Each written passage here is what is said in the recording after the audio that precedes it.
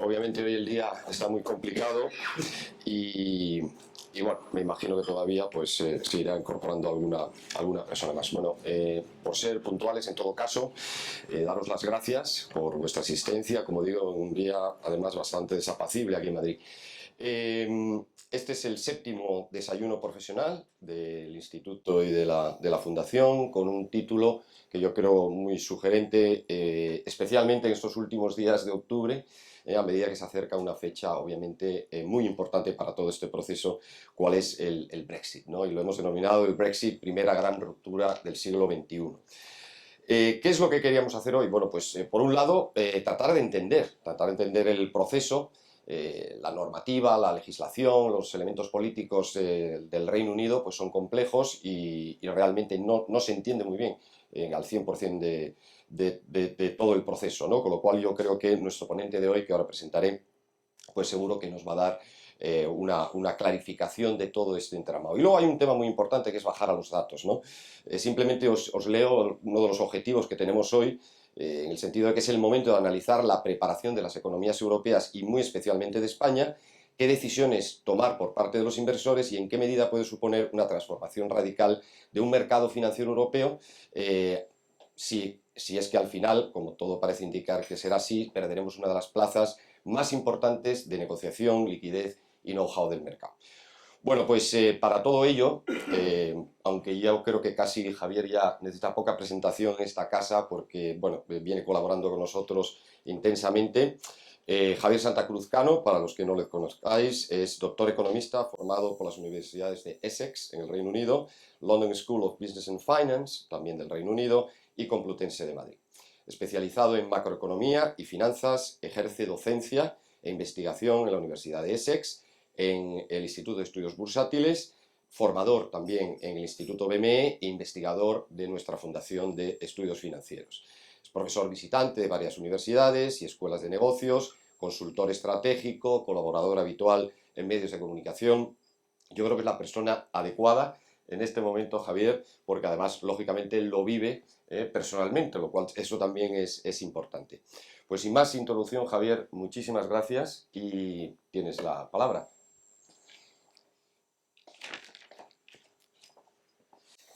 Muy bien, muy buenos días. Muchísimas gracias, secretario general del Instituto, querido Javier, por vuestra invitación y muchísimas gracias por la presencia en este desayuno, porque evidentemente, aparte de que el Brexit es la primera gran ruptura del siglo XXI, tiene una cosa todavía más importante, que es hasta qué punto este es un asunto capital para el desarrollo, para la maduración y especialmente para el crecimiento de los mercados financieros en Europa y más concretamente en España, ¿no? Que es donde tanto a nivel europeo como a nivel español tenemos un gran reto al respecto, donde trabajamos intensamente, ¿no?, para el desarrollo de los mercados de capitales, para el crecimiento del sector financiero, la sangre de nuestra economía, y por tanto pues el Brexit nos pone en jaque una parte importante de esa trayectoria que hemos comenzado en los últimos años y que a día de hoy pues nos plantea bastantes incertidumbres, ¿no? Evidentemente ya han pasado casi 3 años y medio, ¿no?, desde la votación del referéndum del 23 de junio del 2016, y claro, cada día prácticamente hay que hacer un parte diferente, ¿no?, de cómo está la situación, de qué nos vamos a encontrar al día siguiente, ¿no? Entonces, voy a intentar a lo largo de estos minutos dar un mensaje, yo creo que optimista, y está respaldado por los hechos y por todo lo que está pasando en las últimas semanas, a diferencia de la anterior ocasión, es decir, de principios de este año y también en los últimos meses del año pasado. Creo que estamos acercándonos poco a poco, de una forma, tenemos que ser muy prudentes, muy cautos, ¿no?, pero estamos acercándonos poco a poco a un principio de resolución de este problema.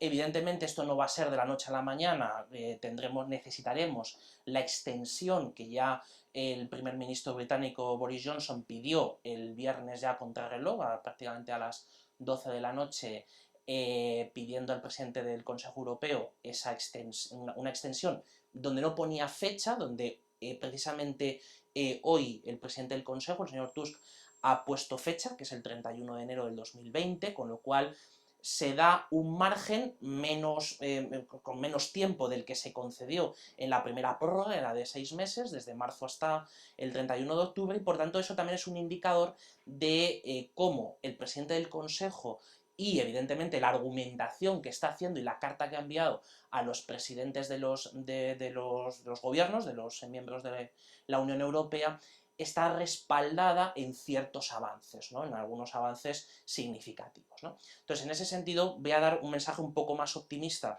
de lo que, por ejemplo, pues dimos, porque la situación era extraordinariamente delicada, especialmente a principios de marzo, es decir, habiendo superado aquella situación que era una situación muy crítica, evidentemente esta se nos presenta de otra forma. Entonces, de forma muy breve vamos a ver cómo estamos hoy. Es decir, a las 9:30 de la mañana del día de hoy, del miércoles 23 de octubre, ¿en qué situación estamos? Entonces, de los pasos para, después de haber firmado esta semana pasada, el nuevo acuerdo entre el Reino Unido y la Unión Europea, esto tiene un proceso de aprobación, un proceso, digamos, de tramitación parlamentaria. Es decir, no podemos olvidar que eso es una de las cosas que a los españoles nos cuesta muchas veces asumir, ¿no? Porque venimos de una tradición, de la tradición del derecho romano y no de la tradición del derecho anglosajón, la importancia que tiene el Parlamento y especialmente la costumbre, es decir, cuáles son las formas de negociación y cuáles son los procedimientos que normalmente se usan y evidentemente pues se están utilizando por parte tanto del gobierno como de la oposición y de los otros grupos parlamentarios. Entonces, en ese procedimiento, básicamente a lo que es a día de hoy, estamos ya por el tercer paso. Entonces, ayer se produjo un avance, aunque fue, digamos, un paso adelante y medio hacia atrás, no un paso hacia atrás, sino medio. ¿Por qué?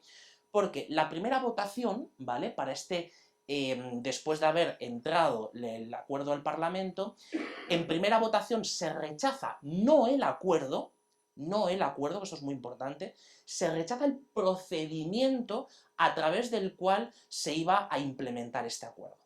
Esto es importante, ¿vale? Es decir, y de hecho ayer fue la primera votación, por una mayoría bastante considerable, ayer fue la primera votación en la cual se votó a favor del acuerdo. Es decir, en este momento, en el Parlamento británico, en la Cámara de los Comunes, a diferencia del mes de marzo, hay una mayoría de acuerdo para llevar adelante lo pactado con Bruselas. ¿Bien? ¿Qué fue lo que se rechazó? Y por eso digo que se dio un paso adelante y medio hacia atrás. Se volvió a rechazar el procedimiento de implementación. Es decir, el primer ministro Johnson lo que ha intentado es acelerar todo lo más posible para cumplir que se produce la salida el día 31 de octubre, pero esa aceleración del proceso sigue sin ser aceptada por parte de los parlamentarios, pero no solo digamos, de los laboristas y de la oposición, sino especialmente de su propio partido, del Partido Conservador, y gente cercana al propio primer ministro, ¿no?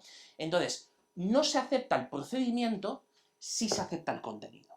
Por tanto, eso es un primer avance muy significativo.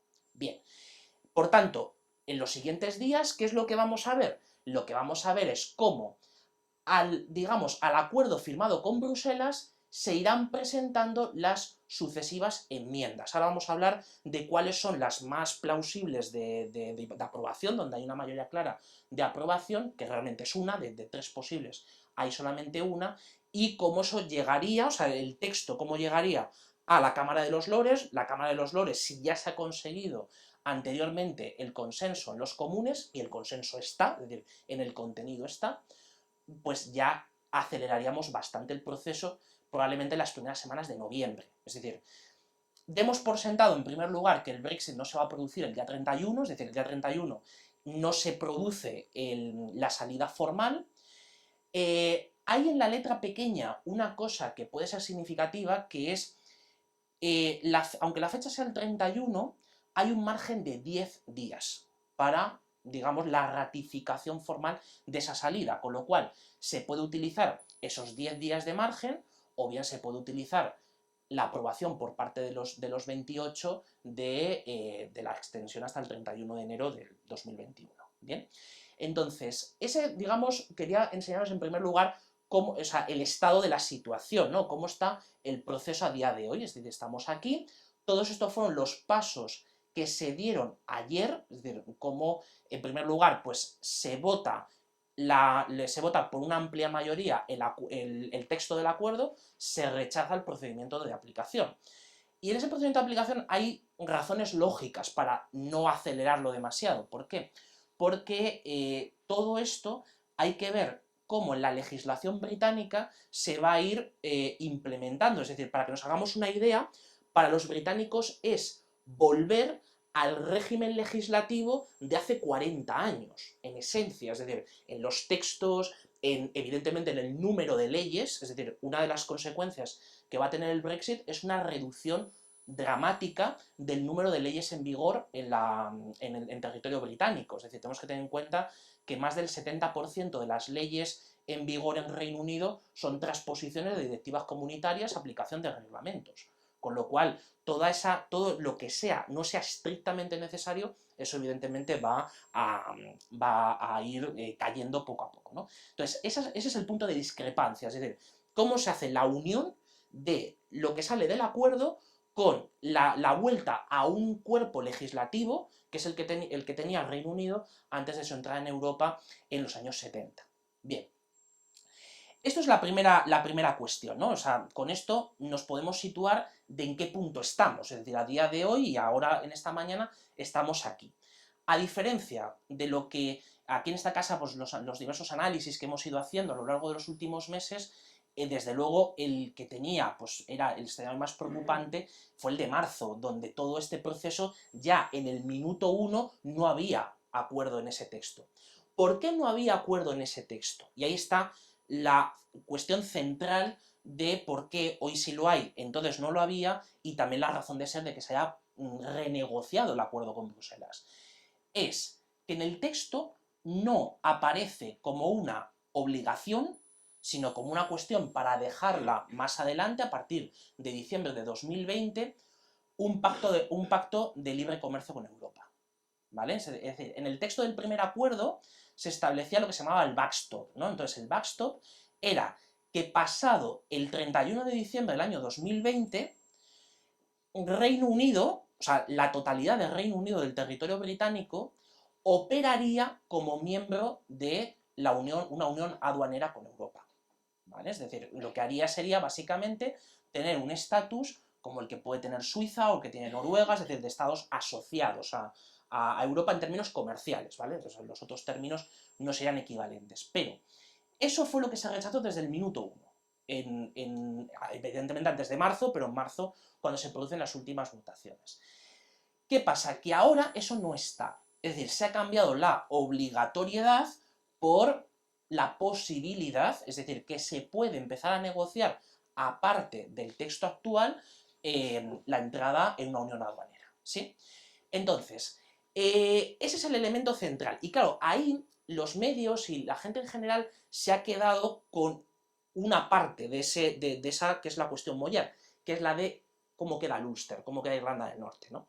Entonces, Irlanda del Norte queda en la misma situación que la del anterior acuerdo, es decir, a partir de diciembre de 2020, Irlanda del Norte opera dentro de la Unión Aduanera Europea. Sin embargo, el resto del territorio británico lo haría fuera de ella, con las normas OMC, es decir, con digamos, las normas que en este momento habría para firmar pues, tratados, o como puedan hacer Estados Unidos y China, o nosotros con Estados Unidos, o con cualquier otro tercer país, ¿sí? Entonces, gracias a eso, es decir, a no poner la obligatoriedad de una unión aduanera, o que automáticamente fuera un proceso de unión aduanera a partir de diciembre de 2020, es lo que posibilita el acuerdo, pero sobre todo, no se pierde, no es un acuerdo peor que el anterior, ¿vale? Este es un matiz importante, no es un acuerdo peor porque de una forma u otra, para diciembre del 2020 se llegará, o posteriormente, en 2021, se llegara a algún tipo de unión aduanera. Es decir, simplemente es quitar esa palabra o digamos, esa explicación o esa obligatoriedad para conseguir el acuerdo, no solo ya de los diputados conservadores, sino de una parte de los laboristas. Es decir, esto no se puede hacer si no es al menos con una parte significativa del Partido Laborista apoyando esto. Y claro, el primero que lo apoya o el primero que está detrás de algo de estas características es el señor Corbyn, el líder del Partido Laborista. Bien, por tanto, esta es la situación actual. Y quería hablar desde dos perspectivas, ¿vale? Por un lado, la perspectiva de la negociación, ya más o menos la he ido comentando, pero vamos a ir a ahora dentro de unos minutos vamos a la segunda, que es la que nos importa y la que estamos, digamos, más preocupados o estamos haciendo un análisis exhaustivo de ella, que es la de qué consecuencias tiene esto sobre la economía, sobre el sector financiero, cómo quedamos a partir de cuando se produzca este Brexit, sea el día 31, la semana que viene, 10 días siguientes, o sea, el 31 de enero, que sería la posible aprobación por parte de la Europa de los 28. En la cuestión de la negociación, creo que hay que remarcar una cosa muy importante, y es la aparición de esta persona llamada Boris Johnson. Es lógico y normal, y se ha hecho, pues se han escrito y hablado pues, de 1000 maneras diferentes para hacer una radiografía, digamos, del personaje, ¿no? De qué es lo que tiene en la cabeza, cuáles son sus ideas, qué es lo que pretende hacer, ¿no? Pero Boris Johnson ha significado una cosa muy importante para este proceso, que es desbloquearlo. Es decir, desde el 23 de junio de 2016, cuando conocemos el resultado del referéndum, hasta que llega y se postula y consigue ser, aparte de líder del Partido Conservador, ser primer ministro, ser nombrado primer ministro, esto era un callejón sin salida, y además que es un callejón sin salida que los economistas solemos explicar a través de aquello que se llama el teorema de imposibilidad de Arrow, ¿no? Es decir, tú no, en una negociación, y especialmente cuando estás ante una situación donde de 5 condiciones solamente puedes cumplir 2 o 3, y aquí se mezclaban 2 de 5, se querían dar a la vez las 5, y eso es imposible. Pero incluso 4 tampoco se pueden dar, me explico. Cuando se pretende, en primer lugar, que Reino Unido haga desde ese momento, es decir, desde 2017 o 2018 o este año, haga un acuerdo que sea idéntico o desde el minuto 1 tenga un acuerdo como el que tiene Suiza o Noruega o cualquier otro país libre asociado y con un estatus preferencial a Europa, eso es imposible. Eso es literalmente imposible y ya se ha demostrado, ¿no? Lo hemos demostrado en varias ocasiones. Entonces, el escrito del primer acuerdo, ese punto, como os decía, de la obligatoriedad de entrar en la unión aduanera, eso lo hacía materialmente imposible. En segundo lugar, otro elemento no menor, que es el de un liderazgo fuerte ante las negociaciones con Bruselas. Es decir, hemos visto que han pasado 3 negociadores diferentes.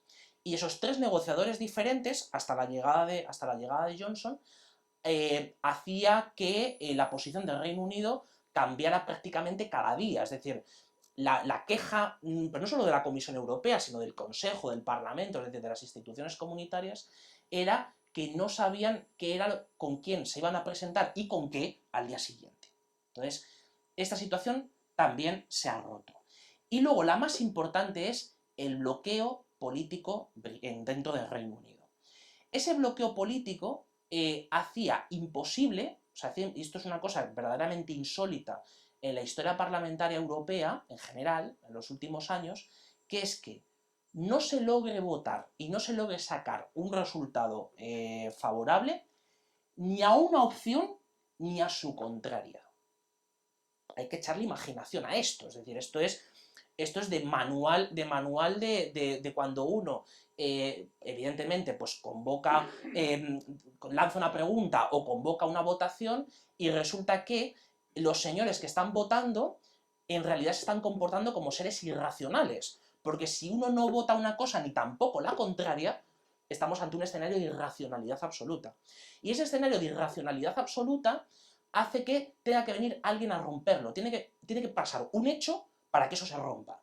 Y ese hecho es la llegada de Boris Johnson. Por tanto, más allá de lo que personalmente o políticamente nos pueda parecer esta persona, es el que ha roto este círculo vicioso, ¿no? Lo que se llama un error de circularidad lógica, es decir, cuando tú no eres capaz ni de decir una cosa, ni la contraria, ni tampoco articular un sistema de votación que fuera, que fuera independiente, cuya decisión fuera independiente de lo que dijeran todos los demás que no influyen en esa votación, ¿no? O sea, había una cantidad enorme de alternativas irrelevantes que se convirtieron en relevantes. Información que no era necesaria y que no era decisiva en el proceso de votación, que se convierten en hechos esenciales. Por ejemplo, el caso de Escocia, es decir, la problemática escocesa, con una amenaza de convocatoria de un nuevo referéndum. También viene, evidentemente, las luchas y las pugnas no solo en el Partido Conservador, sino de una forma más grave todavía en el Partido Laborista. Es decir, el Partido Laborista es el que a día de hoy tiene un riesgo mayor de ruptura, ¿vale? De ruptura política, de ruptura del partido, ¿vale? Porque aquí en este sentido, en el otro, en el Partido Conservador, aparte de estar en el gobierno, y eso siempre ayuda, en el Partido Conservador hay ciertas ideas o ciertas cuestiones en las cuales todo el mundo está de acuerdo. Sin embargo, en el Partido Laborista, su líder y prácticamente el 80% del partido es una cosa absolutamente kafkiana, ¿vale? Entonces, en ese sentido, todo eso, es decir, todas esas cosas que enmarañaban, que no conseguíamos hacer nada, se rompen después de la llegada de Johnson. Por tanto, ese elemento que era el que quería apuntar, aparte de contar pues, cómo estamos a día de hoy, sobre cómo se han dado la vuelta a la lógica de la negociación, cómo se ha planteado desde el minuto uno diferentes mecanismos, porque Johnson al fin y al cabo ha planteado ciertas cosas simplemente como globos sonda. De hecho, la mayor parte de las declaraciones, de los postulados públicos del primer ministro son globos sonda. Y esos globos sonda que han contribuido a ir limpiando, es decir, a ir limpiando todas las alternativas irrelevantes que había en esa negociación, hasta llegar a un punto en el cual, señores, me presento con un nuevo acuerdo con Bruselas. Evidentemente, una parte de esos globos sonda es contradecirse a sí mismo, que eso también es importante tenerlo en cuenta, es decir, un mecanismo de hacer esto es decir una cosa un día y al mes siguiente hacer la contraria. Eso se lleva mucho en política, pero especialmente en este caso es un mecanismo de animar y de romper los círculos viciosos que había hasta entonces, ¿no? Entonces, se presenta con un nuevo acuerdo y, como os digo, ayer por la noche tuvimos la primera votación favorable al texto de ese acuerdo. ¿Bien? Y bueno, segunda parte, que es la parte mollar, ¿no? Que es, como decimos, Brexit es la primera gran ruptura del siglo XXI, ruptura territorial, ruptura política, ruptura institucional. Evidentemente, como siempre decimos, cualquier ruptura no es expansiva, es decir, esto genera unos costes enormes para las economías, tanto para la propia economía británica como también para la economía europea, ¿vale? Sean rupturas de áreas monetarias, ruptura evidentemente institucional, política, territorial de un país o de un grupo de países, ¿no? Entonces, nosotros ahora mismo, ¿dónde estamos? Es decir, en términos de costes, porque como han cambiado tantas cosas en las negociaciones, especialmente del año pasado y de la primera parte de este año, pues no nos hemos atrevido, ni nosotros, ni tampoco las fuentes, digamos, con autoridad para decir estas cosas, especialmente aquí mostramos los cálculos que publicó en noviembre de 2018, ahora veremos algunos más, que publicó la Hacienda británica sobre los costes del Brexit, ¿vale? Los costes macroeconómicos del Brexit, ¿no? Entonces, más que fijarnos en los números, o más que fijarnos en las cuantías concretas, que son estimaciones que pueden variar de alguna manera, lo importante es fijarnos en el escenario, ¿no? Y entonces, de los escenarios planteados, que son, básicamente tenemos 5 escenarios, yo lo suelo reducir a 4 porque los dos finales, es decir, el hard Brexit y un acuerdo más o menos tipo Canadá es algo muy similar, es decir, son cosas bastante parecidas. Nosotros estaríamos entre el tercero y el segundo, es decir, estamos aquí. Y estamos aquí, ¿por qué? Porque primero, va a ser es un acuerdo donde no se obliga a un libre comercio automático a partir de 2020, por tanto, estamos aquí, es decir, en el impacto superior sobre la balanza comercial británica, ahora hablaremos de ella, pero sí tenemos lo bueno, es decir, lo malo estaría aquí, pero tenemos lo bueno, que es el de establecer ciertos mecanismos de equivalencia, que eso es lo que a nosotros nos implica de una forma especial en el sector financiero, que hagan que, aunque políticamente o mediante un tratado no esté firmada una correspondencia o una libertad de fronteras, es decir, que una frontera física pueda existir, pero que esa frontera física se pueda saltar o se pueda sortear de una forma sencilla, es decir, que los costes de esas nuevas fronteras sean costes no especialmente importantes o llevaderos para, tanto en términos de mercancías, servicios, capitales y también circulación de personas, ¿no? Entonces, en términos del PIB británico, estaríamos ante una caída del entorno entre el 2,5 y el 4%, el 3,9-4%. Entonces, esto es un one shot, ¿vale? Es decir, nos sirve para ver cuál es el escenario de partida para los próximos años, es decir, de dónde partimos y de ahí hacia dónde vamos, ¿no? Entonces, perder 4 o 5 puntos de PIB perder como 3-4, entre 3-4 puntos de PIB es una cantidad muy importante, es decir, para que nos hagamos una idea, eso es el coste acumulado hasta este año 2019, principios del 19, hicimos el cálculo hasta el 2018, es el coste acumulado del proceso separatista catalán. Es decir, es una pérdida muy importante en términos estructurales, no solo ya por incertidumbre, por otras cuestiones, sino porque de lo que se podía haber crecido a lo que se ha crecido de verdad, esa es una diferencia, un gap de casi 4 puntos de PIB, ¿no? Entonces, estamos calculando en esos términos, es decir, cuánto crece hoy y en las proyecciones hasta el año 2022 la economía británica, cuánto habría crecido si no se hubiera producido este cambio sustancial de su estructura y evidentemente de las condiciones de crecimiento, ¿no? Entonces, y sobre todo, esos números nos ayudan para una cosa que es enormemente relevante.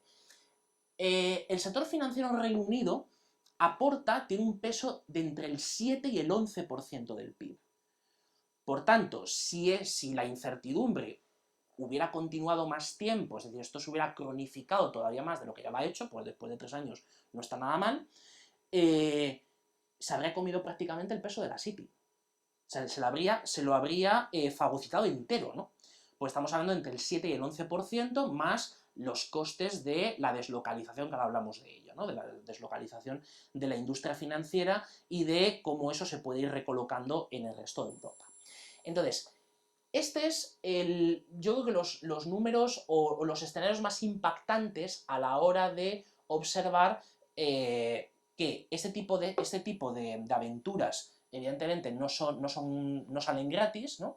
Pero no salen gratis ni para una parte, es decir, ni para la parte británica, ni tampoco para la parte europea. Entonces, ojo con esto, es decir, estamos centrando el tiro en la mayor parte de las ocasiones evidentemente, en los problemas británicos o en los problemas de la economía británica, pero no podemos olvidar el impacto que esto tiene sobre Europa. Es decir, Europa pierde una parte muy relevante de su tejido productivo y especialmente nos toca mucho a nosotros, es decir, nos toca mucho al sector financiero. Ahora hablamos de algunas de las cifras concretas, ¿no? Entonces, ¿de qué va a depender el calibrar esos escenarios y especialmente un poco más las cifras, ¿no? Un poco más los efectos sobre empleo, sobre inflación, sobre la balanza por cuenta corriente, sobre todas las magnitudes macroeconómicas y sobre todo sobre la vida de las personas, ¿no? De los españoles que vivimos allí, de los británicos que viven en España, de los comunitarios a un lado y a otro de la frontera británica. Eso depende de que, aunque no se firme hoy, o digamos, entendedme, del año 2020, diciembre de 2020, no se firme o no se pase obligatoriamente a una unión aduanera, si existe en la práctica, un régimen parecido, es decir, que digamos en la vida real, uno cuando llega a cualquier aeropuerto británico tiene una aduana, es decir, ya existe y ha existido siempre, nunca ha estado en el espacio Schengen, ¿no? Entonces, en materia de personas ya lo tenemos.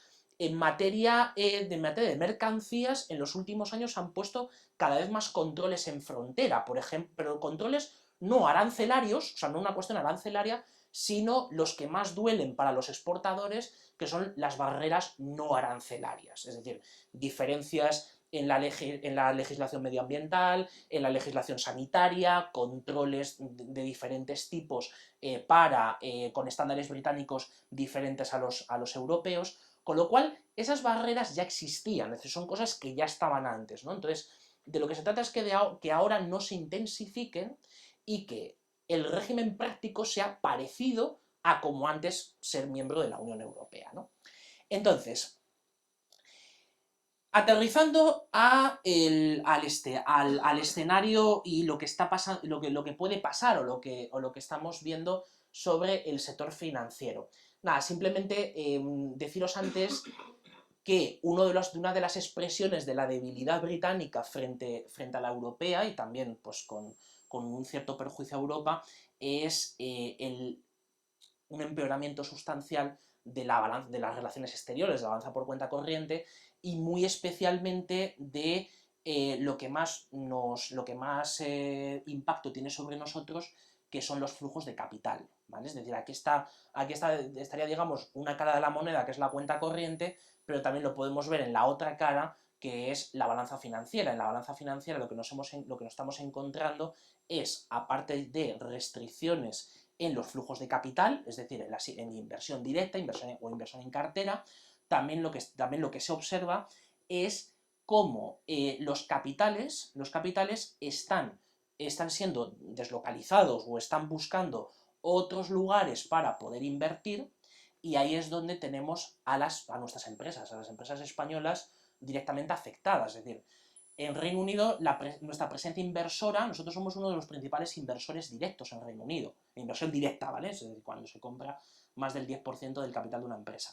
Pero no solo eso, sino también en los servicios públicos básicos de este país, es decir, en la banca, en las telecomunicaciones, en la electricidad, es decir, la mayor parte de las utilities son empresas españolas, tienen una presencia muy importante de empresas españolas, ¿no? En aeropuertos, por supuestísimo, es decir, el principal aeropuerto británico es el aeropuerto de Heathrow, está gestionado por Ferrovial, por BEA, que es la filial británica, ¿no? Entonces, en muchísimos aspectos del día a día estamos presentes, pero también tenemos que verlo por el lado de la inversión, es decir, desde el lado macroeconómico puro vemos el flujo de bienes y servicios, evidentemente el mercado laboral y todas estas cosas, pero vamos a verlo desde el lado financiero, desde el lado del flujo de capital, y ahí es donde tenemos una importante restricción ya a día de hoy y un empeoramiento de la cuenta corriente entre Reino Unido y Europa bastante significativo, ¿no? Y bien, para la cuestión de cómo queda y qué podemos esperar del sector financiero, ¿no? De la deslocalización del sector financiero, la hemos ido viendo en los últimos prácticamente 2-3 años, casi desde el referéndum, o sea, casi desde junio de 2016, como los principales bancos de inversión, las gestoras de fondos, aseguradoras, evidentemente los bancos, han ido buscando lugares en Europa donde establecer sus sedes, movilizar equipos, y ahí es donde pues, ciudades como Frankfurt, París, incluso a menor medida en España, Madrid, ¿no? Se ha ido captando este tipo de centros, de decisiones, operativos y evidentemente flujos de capital procedentes del Reino Unido. ¿Qué ocurre? Que a día de hoy ninguna ciudad europea es un sustituto perfecto de Londres. Y que no sea un sustituto perfecto de Londres nos tiene que hacer pensar cómo desde el lado europeo, es decir, desde el lado de la Unión y evidentemente también como políticas de país, qué condiciones se necesitan o qué cuestiones son fundamentales para poder atraer a esas empresas, al sector financiero que está yéndose del Reino Unido. Esto no solo es una cuestión de impacto económico sobre los países, es decir, pues cuánto empleo, cuánta actividad, salarios, riqueza, ahorro, ¿no? No solo es eso, es que nos estamos jugando en la mayor parte de los flujos diarios de operaciones, nos jugamos entre el 60 y el 80%, porque ese es el peso que tiene la City de Londres en este momento. ¿Vale? Más concretamente, digamos, para haceros un poco detalle de cifras muy concretas, ¿no? En el caso, por ejemplo, porque además estos son casos muy significativos. Por ejemplo, hedge funds. El 70% se opera a través del Reino Unido, a través de la City. 70%. En derivados over the counter, estamos por encima del 70%. También se opera desde allí. En el caso de private equity, un poquito por debajo, pero es más de la mitad, que es el que se o intermedia o se ejecuta o se opera a través de la City, ¿no? Entonces, como digo, entre 50, 60 hasta el 80% de las operaciones corrientes diarias dentro de nuestro mercado se están haciendo a través del Reino Unido. Por tanto, eso es lo que más nos debería preocupar. La concentración de que, evidentemente, como es siendo un gran centro financiero a nivel global, como lo es Nueva York o como lo es Hong Kong o Shanghai, cómo hacemos la transición hacia un modelo donde dejemos de depender de la City y eso se vaya trasladando, se vaya repartiendo el juego en otras ciudades europeas, una, dos o las que sean, ¿no? Ha habido algunos avances, ¿no? Por ejemplo, pues evidentemente todas las instituciones comunitarias presentes en Reino Unido se han deslocalizado, pero sobre todo los reguladores, es decir, el peso de los reguladores, allí teníamos a la Autoridad Bancaria Europea, que era el más importante, sin duda, ¿no? Entonces, la Autoridad Bancaria Europea fue de los primeros que decidió trasladarse, y en ese sentido, y ya engancho con esto por último, porque aquí está el meollo de la cuestión, que es, con el grado de dependencia que tenemos de la City, tenemos que establecer desde ya, o sea, tenemos que pensar desde el minuto actual, qué régimen podemos adquirir con Reino Unido para que este proceso sea lo menos problemático posible. Y aquí hay dos opciones. Está la de la conservación del pasaporte europeo, que es primera opción, o segunda opción, un régimen de equivalencia regulatoria.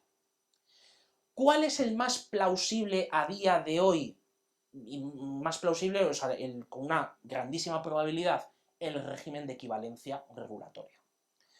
El régimen de equivalencia regulatoria tiene sus peculiaridades, ¿no? Porque básicamente tiene que ser aprobado por la Comisión Europea, es decir, la Comisión Europea es la que decide y homologa, es decir, estudia la regulación de un tercer país y te dice si esa regulación es acorde a los estándares europeos, a la regulación europea, y por tanto todas las empresas o todas las empresas de servicios de inversión que operan en ese mercado están sujetos a una regulación equivalente o a una regulación que tiene las mismas raíces y por tanto se puede cumplir, y en eso en la práctica es un mercado común. En la práctica estamos ante una unión regulatoria. Ese lo tiene que aprobar la Comisión. ¿Qué ocurre? Que la Comisión, en esta ocasión, tenemos alguna diferencia sustancial con respecto a los años anteriores. Porque por primera vez después de muchos años nos vamos a encontrar con una comisión bastante enfrentada con el Parlamento Europeo. Y tenemos que tener en cuenta que las decisiones, sobre todo cuando son actos delegados de la Comisión Europea, tienen que pasar por el Parlamento, es decir, evidentemente cualquier normativa, cualquier legislación, pero especialmente cuando son legislaciones de urgencia o cuestiones simplemente como un acto delegado donde el Parlamento tiene opinión sobre él. Entonces, al tener opinión sobre él, el consenso no solo hay que construirlo en los comisarios, en el colegio de comisarios, sino también hay que construirlo a nivel de los grupos políticos presentes en el Parlamento, ¿vale?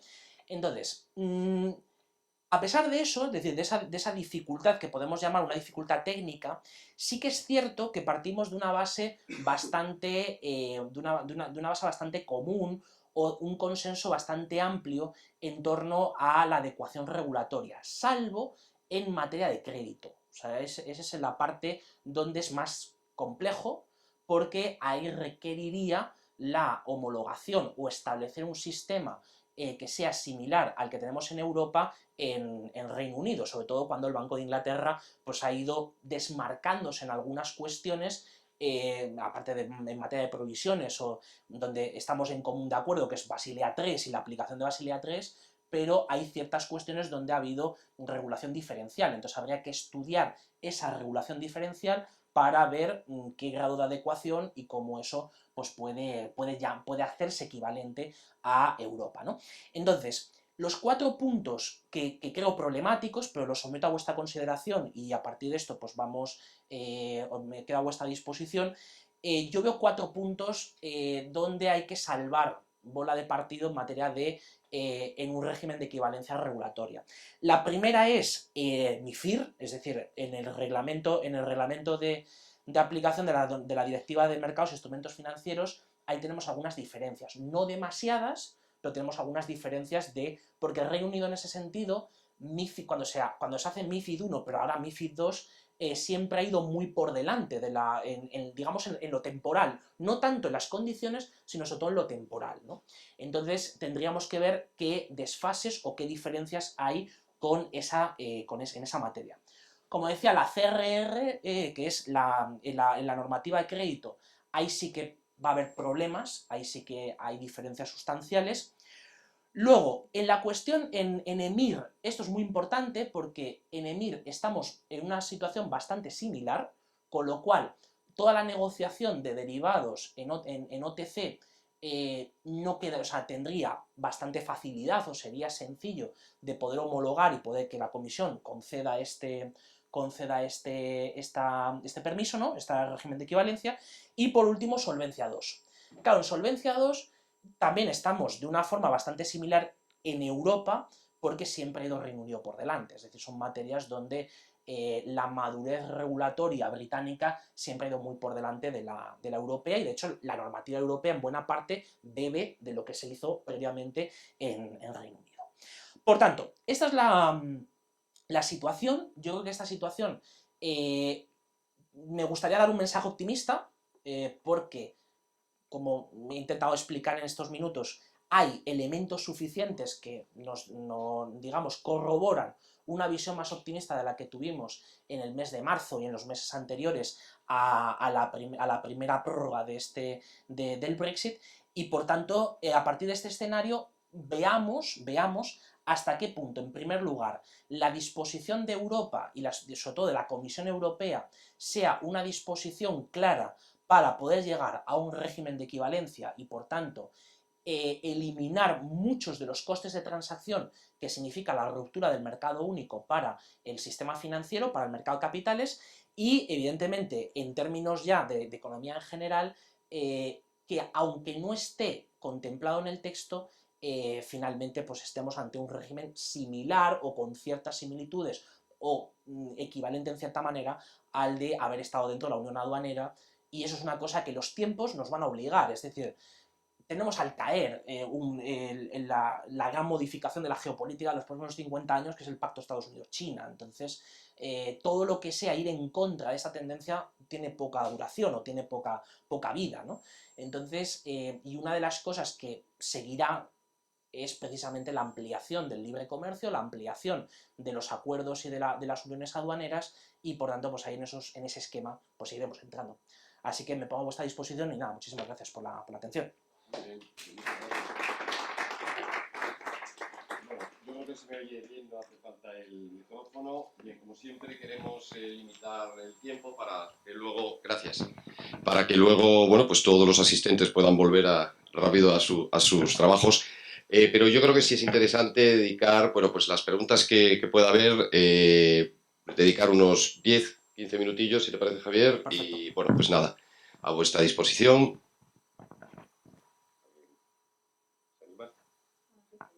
Venga, Natalia. Bueno, no sé si me oye bien, pero Hola, bueno, muchas gracias por tu exposición muy interesante. Hemos centrado mucho en sector financiero, pero a mí me gustaría saber, sobre todo por implicaciones que tú comentabas en nuestras IAGs, ¿no? Eh, ¿Cómo ves que podría quedar la situación? Bueno, se ha hablado mucho, ¿no? Pero realmente no tenemos muy claro cómo va a quedar la situación y cómo realmente puede afectar a esta compañía importante, ¿no? Dentro de nuestra economía. Efectivamente. Muchas gracias, Natalia, por la pregunta. Esta es una, precisamente, de los pasaportes, ¿no? De los regímenes de equivalencia, está el del sector financiero, pero está especialmente el de IAG, ¿no? En el caso de IAG, yo creo que el problema no es tanto, aparte de la cuestión del holding, ¿no? O sea, de la composición del accionariado British Iberia, yo creo que es más bien el problema está en Iberia de demostrar la españolidad de su accionariado. Es decir, este es el punto que hasta ahora no se ha aclarado. O sea, no se ha aclarado cuál es la composición, la composición del accionariado y sobre todo la cuestión, entre comillas, más delicada, que es la de los derechos políticos, ¿no? Es decir, tú puedes tener, que eso pues, lo podemos consultar y saber, y sabemos pues, cuál puede ser la composición del accionariado, pero lo más importante en términos regulatorios son los derechos políticos, ¿no? Y entonces, esos derechos políticos es lo que probablemente, vamos, imagino y creo que será así, Iberia es lo que estará mirando, entonces yo creo que es más una preocupación, digamos, de Madrid, o sea, de Iberia, más que del holding. Es decir, el holding, en el momento en el cual esté esto salvado, es decir, se pueda demostrar que el accionariado, los derechos políticos de ese accionariado están en base española, se acabará pues, una buena parte de la incertidumbre que tenemos con ella.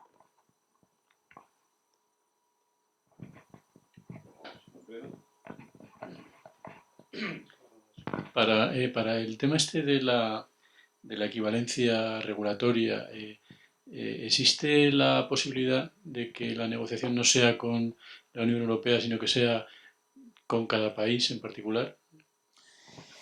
Muy buen punto, Alfredo, muy buen punto porque, a ver, yo creo que no nos va a quedar otra, o es bastante complicado, obviar a la comisión, ¿no? Sobre todo por el procedimiento establecido y lo que se ha hecho con terceros países con los que se han llegado a los acuerdos, pues sea en materia de mercados organizados, evidentemente también en productos, en seguros, en tal, ¿no? Entonces, en este caso lo veo complicado escaparnos de la comisión. Tampoco creo que vaya a ser especialmente complicado convencer a la nueva comisión. Por la nueva comisión hay que, permitidme decir una cosa, ¿no? Que hay que tomar una ventaja de ella, que es que los temas financieros, sobre todo en su exposición, digamos, en su declaración de intenciones, ¿no? Sobre todo de la nueva presidenta de la comisión, no han existido. O sea, el discurso político actualmente en la Comisión Europea, o sea, la nueva, que todavía no va a entrar, va a tardar unos días en entrar, la nueva comisión, los aspectos financieros no interesan, tristemente, no está por ningún sitio, ¿no? Entonces, está el asunto este famoso del Green Deal, ¿no? Que esto del Green Deal ha puesto patas arriba a una buena parte aparte de los gobiernos, también de todo el entramado económico, porque de golpe y porrazo nos encontramos con un marco totalmente distinto al que se había negociado en la anterior comisión. Es decir, de golpe una señora se le plantea una cosa que ni los Estados miembros eran conscientes, ni sabemos en qué consiste, ni sabemos qué implicaciones va a tener, ¿no? Entonces, la ventaja en este sentido de que no esté presente en la agenda, digamos, del corto plazo o en la agenda prioritaria de la Comisión los asuntos financieros, eso te da pie para hacer un trabajo de convencimiento. Es decir, no partir, o sea, ahí lo bueno es que no partes de unos prejuicios iniciales. Porque lo malo sería, como ya pasaba en la anterior comisión, que sí había unos prejuicios negativos. Entonces, esos prejuicios negativos, sobre todo para conceder los regímenes de equivalencia, es lo que ahora, por lo menos por lo que se ha visto, no está, en los papeles tampoco está, y los candidatos a comisarios que, digamos, nos tocan del ramo, ¿no? Los que nos tocan más de cerca, esta cuestión no se ha tocado, no es algo que se haya pronunciado, ¿no? Entonces ahí contamos un poco con esa vidilla, ¿no? Que es la de convencer en qué términos se tienen que producir el régimen de equivalencia, y que eso, mientras tanto, que eso es una cosa muy importante, mientras tanto, se acuerde y se busquen acuerdos con los países. ¿Por qué? Porque esta comisión, a diferencia de las anteriores, es una comisión que depende mucho de los países. Es decir, prácticamente los comisarios se han designado a cuota, prácticamente. Con lo cual, designar comisarios a cuota hace que, al mismo tiempo que estás haciendo un trabajo en Bruselas, tengas que hacerlo con los países miembros, porque son los que, de una forma u otra, te pueden ayudar y te pueden presentar encima de la mesa ese acuerdo y lo que sea necesario en ese sentido.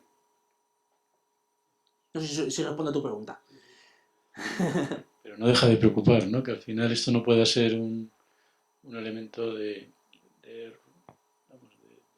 desunión dentro de la Unión Europea porque se alcancen acuerdos distintos, sobre todo en determinados países, ¿no? Claro, y además ahí, por eso soy optimista en la aplicación de esto. Por el pasaporte europeo, evidentemente, no, o sea, tal como estamos, no es posible, ojalá, o sea, a lo mejor todavía hay un rayo de esperanza de que fuera directamente un pasaporte europeo y fuéramos de una forma más sencilla y tuviésemos el mismo régimen, ¿no? Pero eso va a ser bastante complicado, pero sí que creo que, dada la dependencia que tenemos, tanto en términos de operaciones como también, que antes no lo he dicho, pero es muy importante, de las propias entidades, es decir, el sector bancario europeo, sus matrices, la mayor parte de las matrices realmente operativas, no tanto las sedes sociales, ¿no?, sino las matrices operativas están en la City, ¿no? Entonces, no puedes llegar a, no puedes permitirte un no acuerdo en esta materia, tanto en banca, que es el más complicado, como digo, en materia de crédito, pero sobre todo, tanto en mercados de capitales como y especialmente en seguros, porque esto desestabiliza todo el sistema. Es decir, estamos hablando de que estas entidades están en todos los países. O sea, son entidades multinacionales transversales en los servicios, en productos y servicios de inversión, con lo cual llegarás a ese acuerdo más allá de que ellos mismos se deslocalicen. Es decir, pues las sedes irán colocando alguna en otro país, otra en otro lado, pero necesitas que el centro de operaciones lo tengas donde lo tengas, o los diferentes centros de ejecución, haya una equivalencia entre ellos, para que evidentemente eso no repercuta en unos costes muy superiores a los clientes. ¿Tiempo para alguna más? Sí. Quería preguntar sobre el optimismo del mensaje y luego también la meritocracia de Boris Johnson, esta figura que ha desbloqueado la situación. Pero ¿no cree usted que el aprobar ha sido sencillamente por cansancio total, aburrimiento, hartazgo del pueblo, el Parlamento, que ha sido una votación bastante cerca, por 30 votos, y luego, por otro lado, el optimismo, en lugar de, en este momento, pues señalar optimismo, no deberíamos todavía tener cautela, en el sentido de que la prensa esta mañana ha dicho que Boris Johnson está ahora mismo amenazando rechazar o sacar su propio acuerdo en el caso de que no se le dé la luz verde en 3 días. Sí. Y llamar al pueblo a elecciones. Entonces no... Sí, te comento muchas gracias por las dos cosas. Empiezo por esta última, ¿vale? Por esta última, que son la cronología, o sea, volviendo al escenario inicial, la cronología de los hechos, ¿no? De cómo estamos en términos parlamentarios o en términos del procedimiento de aprobación. Johnson amenaza con ello. Amenazó ayer, o sea, concretamente en diversos momentos, sobre todo en la segunda, después de la segunda votación, cuando se abre el periodo de enmiendas, amenaza con ello. ¿Qué ocurre? Que esa amenaza es forzar a que esto suceda. Si no es el 31, es decir, él mismo ya es consciente que el 31 no puede ser, es decir, que no se va a producir el 31 de octubre la salida formal, pero se trata de forzar siempre y en cada momento, la posición negociadora, tanto de los contrarios como de los suyos. Es decir, lo que le ha resultado positivo y le ha resultado útil ha sido eso, ese mecanismo continuo de palo y zanahoria, es decir, de posicionar en el extremo y especialmente en las contradicciones tanto de él mismo, es decir, sus propias contradicciones con las de los suyos y las de los opositores, ¿no? Entonces, ese mecanismo es el que ha permitido desbloquear esta situación. ¿Qué ocurre? Que, evidentemente, el optimismo tiene que ser, como os decía al principio, de una forma extraordinariamente prudente. Muy prudente. ¿Por qué? Porque, oye, en política pasan cosas que llegas a esta tarde o mañana por la mañana y ya nos hemos caído con todo el equipo, ¿no? Pero, en este caso, si observamos con un poco de perspectiva, y la perspectiva desde el mes de junio, desde su nombramiento hasta ahora, ha ido utilizando constantemente esto, porque su principal amenaza es la convocatoria de elecciones. ¿Qué ocurre? Que aunque incluso convocara elecciones, el resultado le iba a ser muy favorable. Y un resultado muy favorable para Boris Johnson, incluso las últimas encuestas, y especialmente las que pueden ser más, digamos, más contrarias a su posición política, el caso, por ejemplo, la última encuesta del Guardian, nos dice que rozaría la mayoría absoluta.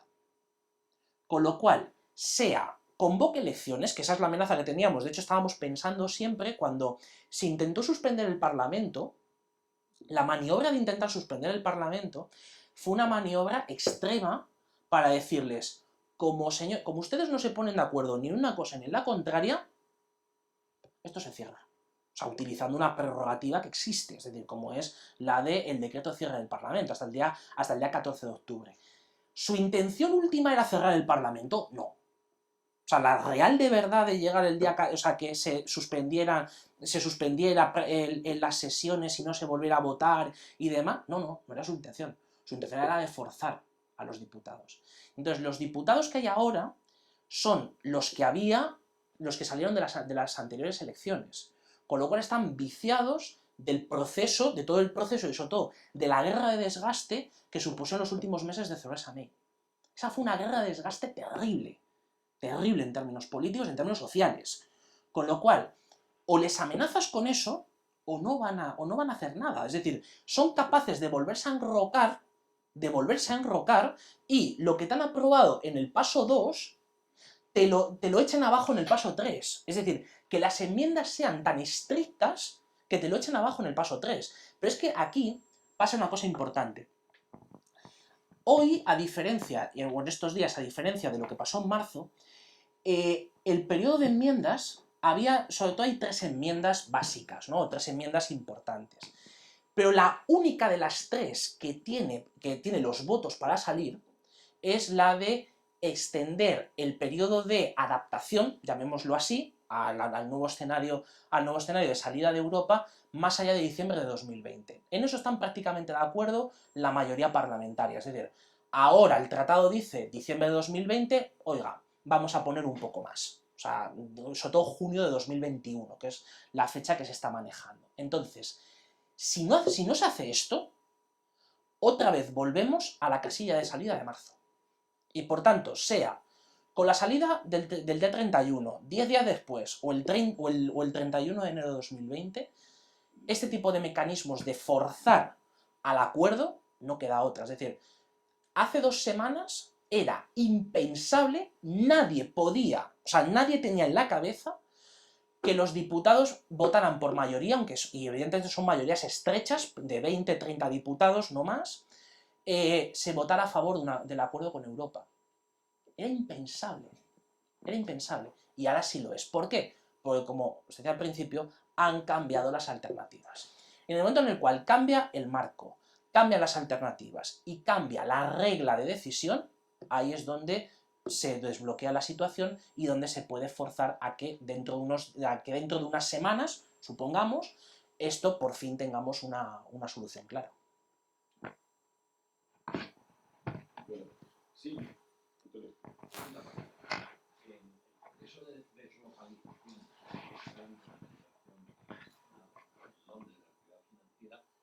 España, ¿qué debería hacer para posicionarse y tener más peso del que tenemos en este momento? Y que va a perder Londres. Imprescindible, Antonio. Mira, la respuesta, o sea, voy a dar una respuesta muy corta, ¿no? Pero que es enormemente compleja. Es que debemos dejar de hacer la guerra por nuestra cuenta, porque en este momento España, yo me refiero a gobierno central, gobierno regional, ayuntamiento, en el caso de Madrid, vamos a poner Madrid como ejemplo, podemos poner Barcelona o cualquiera, ¿no? Cada uno es una guerra diferente. Es decir, La misión comercial, o por ejemplo, la negociación del gobierno del ICEX, de la embajada, digamos, del estamento que se está encargando, y que se encarga de la atracción de inversiones a España, por ejemplo, Invest in Spain o cualquier otro de los organismos públicos, también de los privados, a nivel nacional, eso se hace en una guerra. Luego, el gobierno regional hace otra. A nivel Comunidad de Madrid se hace otra guerra. Y a nivel ayuntamiento se hace otra guerra diferente. Con lo cual, un inversor, o sea, cualquiera, uno se presenta allí y lo primero que te dice es, a ver, un segundo, pero tú, ¿a quién tienes que hacer caso? ¿Al gobierno central, al gobierno regional o a la municipalidad? Y dices, espérate, ¿es verdad? ¿A quién le tengo yo que hacer caso?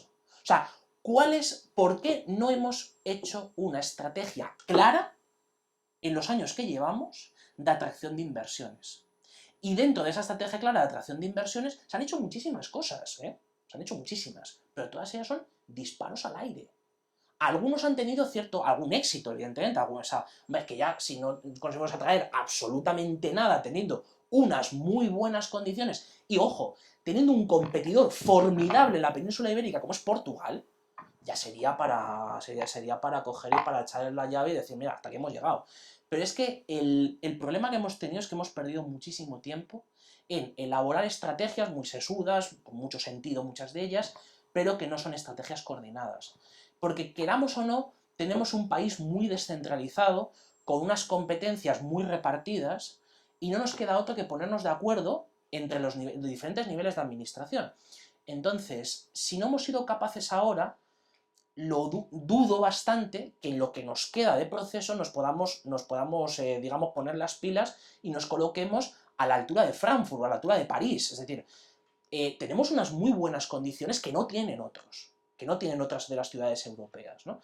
Entonces, a pesar de eso, yo creo que sí puede ser momento, y yo creo que no hay que perder el momento, de que de una vez por todas se haga una estrategia de captación de inversiones, no solo ya sobre el Brexit, sino cualquiera otra, es decir, cualquier otro país, ¿no?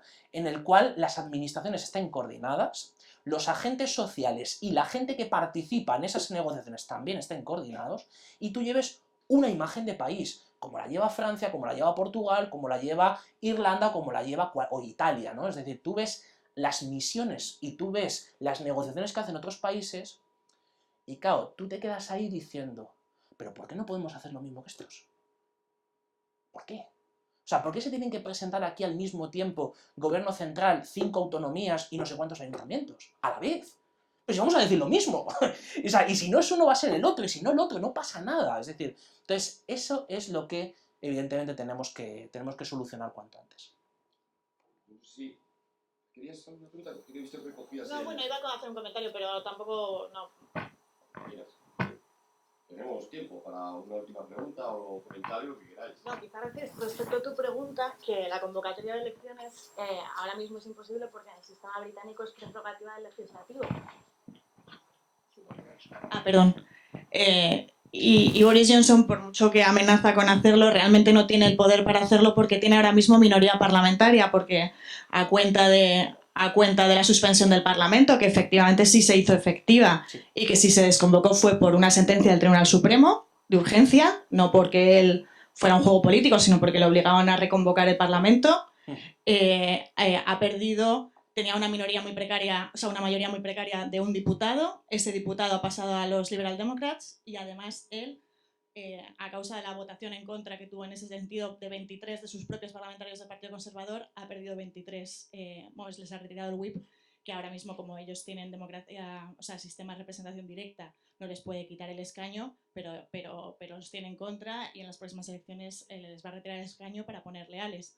El caso es que ahora mismo tiene las manos atadas y no puede convocar elecciones. Efectivamente. Y aparte de que es una amenaza no creíble, como es esta, el resto también se pueden ir catalogando, es decir, podemos ir poniendo por orden todas las amenazas que no son creíbles, es decir, son estrategias, es pura estrategia, ¿no?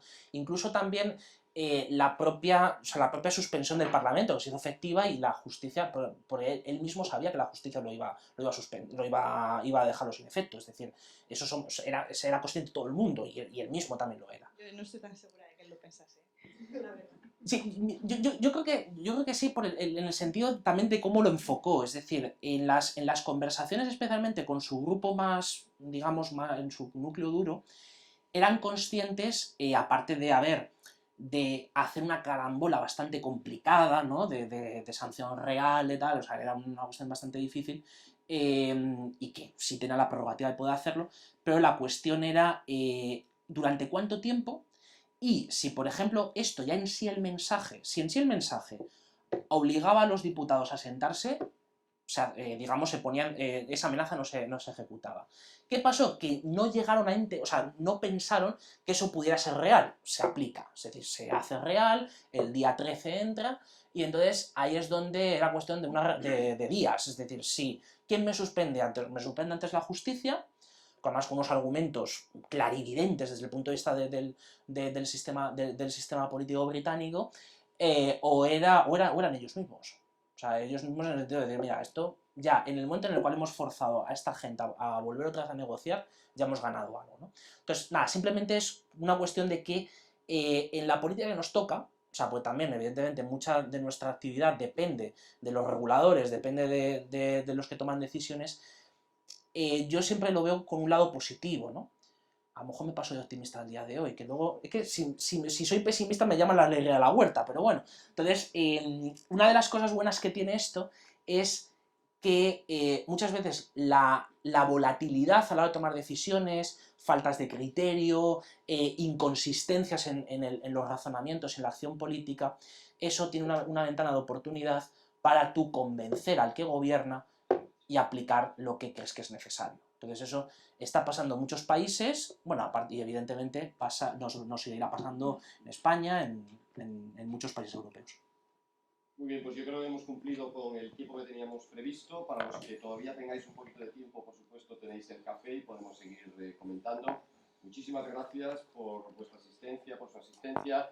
Agradecer a Javier, que bueno, yo creo que algo más nos hemos aclarado en este embrollo tan grande, ¿no?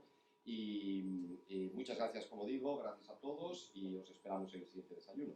Muchas gracias.